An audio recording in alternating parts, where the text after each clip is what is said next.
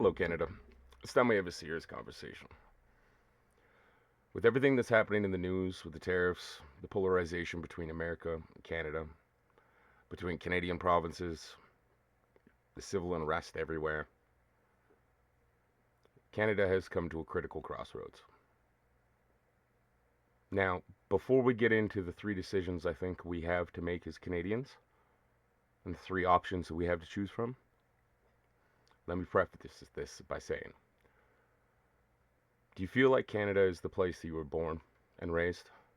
Does it feel like the home that you were growing up in? Because it feels to me like we've been taxed,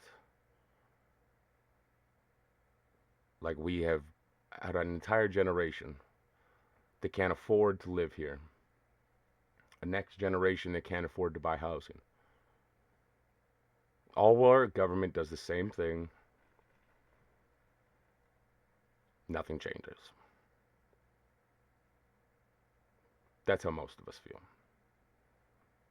Now, as for the options as Canadians, I think we have three choices.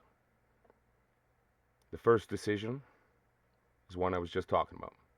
We continue down the same path, doing the same thing, letting the same groups of people lead us, making decisions that affect all of us but don't seem to affect them.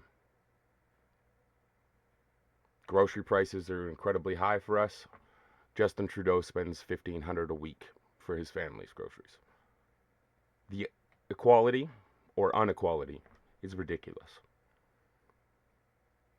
I don't think that's a viable option for us.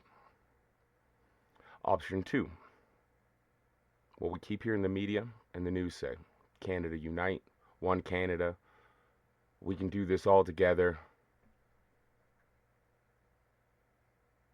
The third option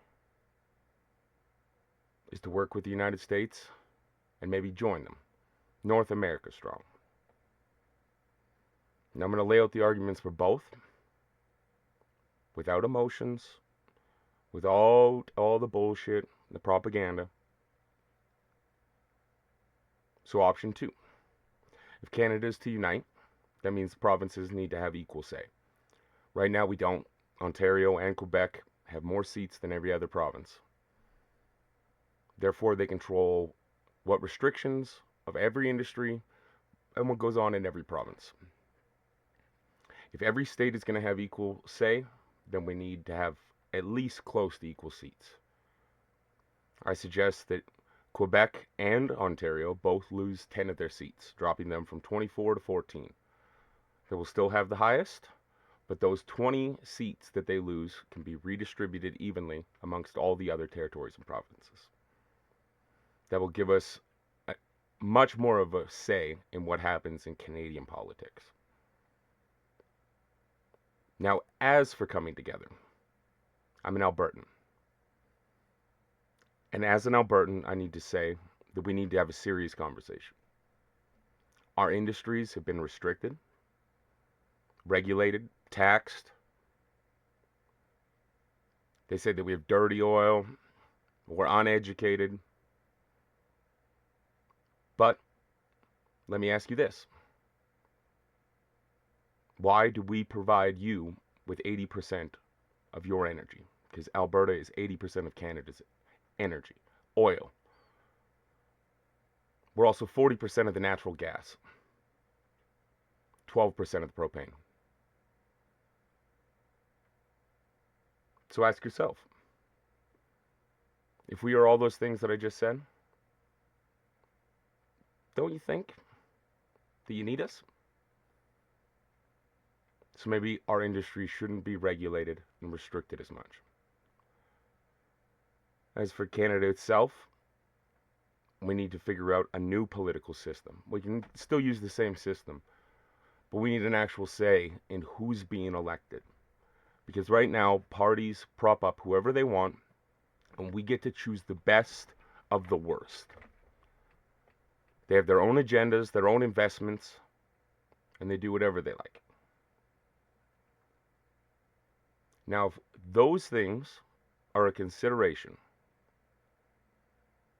if you're willing to have a conversation, invite us to the table, then there's a possibility that Canada can unite and we can continue on.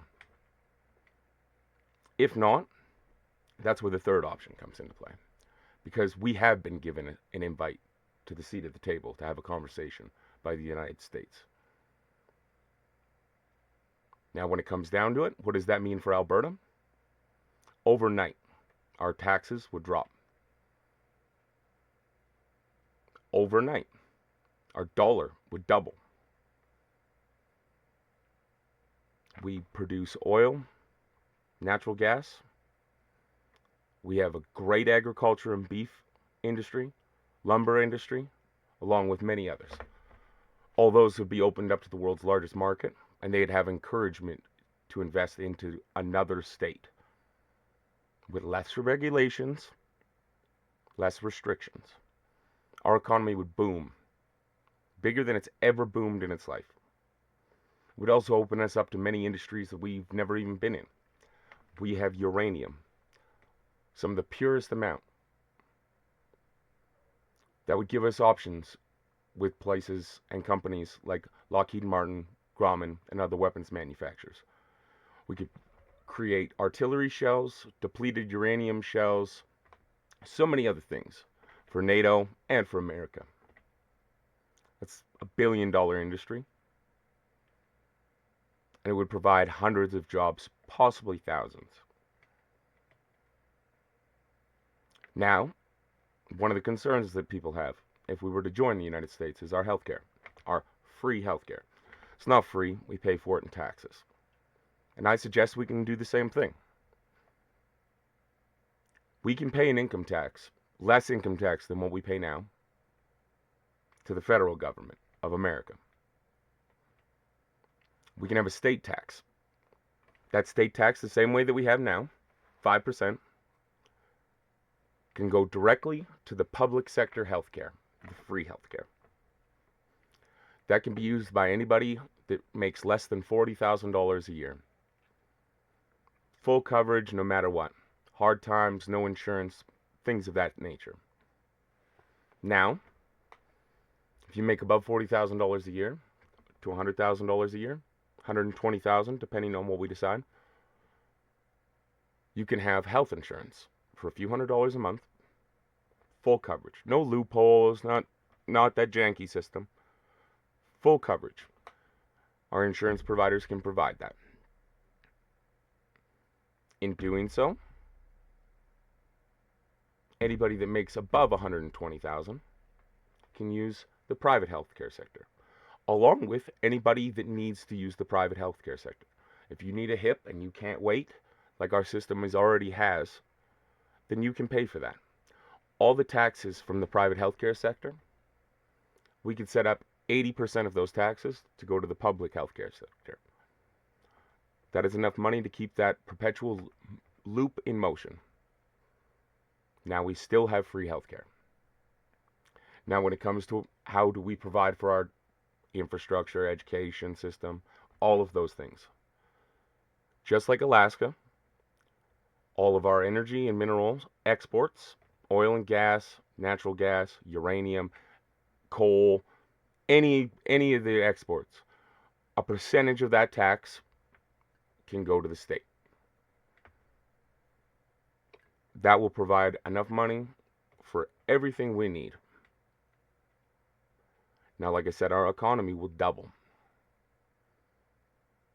Now, in doing so, it will also increase the United States economy by a vast amount, opening up brand new oil reserves.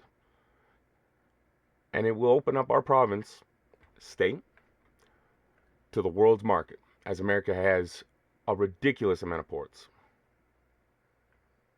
It also would encourage America to build a military base up here or improve Cold Lake's military base. I know we have several, but I'm saying this for example. Industries would pop up in Alberta overnight. Now, Canada, if you lose Alberta, what then?